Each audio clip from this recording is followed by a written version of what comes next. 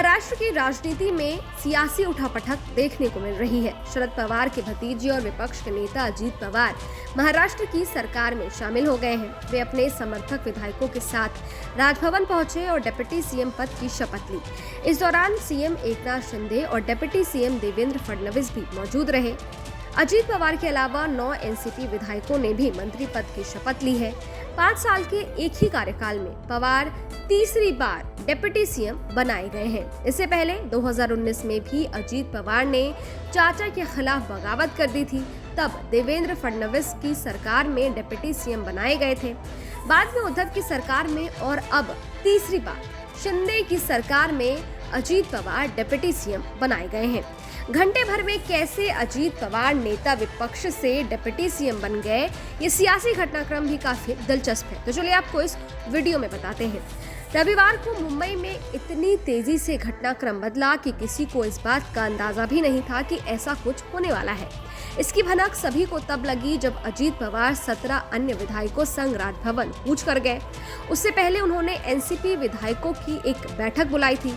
बैठक में शरद पवार की बेटी सुप्रिया सुले भी पहुंची थी, लेकिन वो थोड़ी ही देर बाद वहां से निकल गई। उस बैठक में शरद पवार के करीबी माने जाने वाले और पार्टी के राष्ट्रीय कार्यकारी अध्यक्ष प्रफुल्ल पटेल भी मौजूद थे। उधर शरद पवार जो पुणे में थे, उन्होंने अपनी आज की यात्रा कैंसिल कर दी। उन्हें शायद इस बात का एहसास हो चुका था कि भतीजा कुछ तो गड़बड़ करने जा रहा है, लेकिन सब कुछ इतनी जल्दी होगा इसका अंदाजा उन्होंने भी नहीं लगाया था। अजीत के मीटिंग बुलाने पर शरद पवार ने कहा था कि उन्हें ऐसा करने का अधिकार है। एनसीपी नेता अजीत पवार के आवास पर एनसीपी नेताओं की बैठक बुलाए जाने पर एनसीपी प्रमुख शरद पवार ने कहा था कि मुझे ठीक से नहीं पता कि ये बैठक क्यों बुलाई गई है, लेकिन विपक्ष के नेता होने के नाते उन्हें यानी कि अजीत पवार को विधायकों की बैठक बुलाने का पूरा अधिकार है।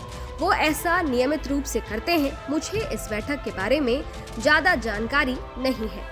न्यूज एजेंसी एएनआई के मुताबिक अजीत पवार के साथ राजभवन गए कुछ विधायक पटना में विपक्षी एकता बैठक में मंच साझा करने और राहुल गांधी के साथ सहयोग करने के शरद पवार के एक तरफा फैसले से नाराज थे। शायद यही वजह रही है कि पार्टी में एनसीपी में बगावत हुई है। इससे पहले अजीत पवार ने रविवार को मुंबई में अपने आधिकारिक आवास पर पार्टी के कुछ नेताओं और विधायकों के साथ मीटिंग की थी। इसमें वरिष्ठ नेता छगन भुजबल और पार्टी के कार्यकारी अध्यक्ष सुप्रिया सुले भी मौजूद थी। मीटिंग के बाद अजीत पवार विधायकों साथ सीधे राज्यपाल से मिलने राजभवन भी पहुंचे थे। वहीं आपको बता दें कि जिन्होंने मंत्री पद की शपथ ली है उसमें कौन कौन शामिल है वो भी आपको बता देते हैं।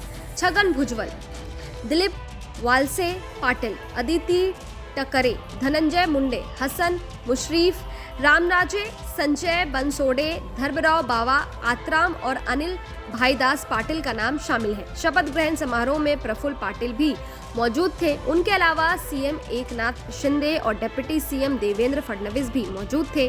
दावा किया जा रहा है कि एनसीपी के 53 में से 29 विधायकों का समर्थन अजीत पवार को मिला है। शपथ समारोह के बाद महाराष्ट्र के मुख्यमंत्री एकनाथ शिंदे ने समाचार एजेंसी एएनआई को बताया कि अब हमारे पास एक मुख्यमंत्री और 2 उप मुख्यमंत्री है। डबल इंजन सरकार अब ट्रिपल इंजन बन गई है। महाराष्ट्र के विकास के लिए मैं अजीत पवार और उनके नेताओं का स्वागत करता हूं। अजीत पवार का अनुभव काम आएगा। खैर, महाराष्ट्र का जो सियासी उठापटक है वो काफी दिलचस्प रहा है। इस वीडियो पर आपकी क्या राय है? ये वीडियो आपको कैसा लगा हमें कमेंट बॉक्स में लिखकर जरूर बताइएगा। इसके साथ ही अगर आपने हमारे YouTube चैनल को सब्सक्राइब नहीं किया है तो फौरन कर लें, ताकि हर न्यूज़ अपडेट सबसे पहले आप तक पहुंचे। डिटेल स्टोरी के लिए आप हमारी वेबसाइट newsnationtv.com पर भी विजिट कर सकते हैं। शुक्रिया।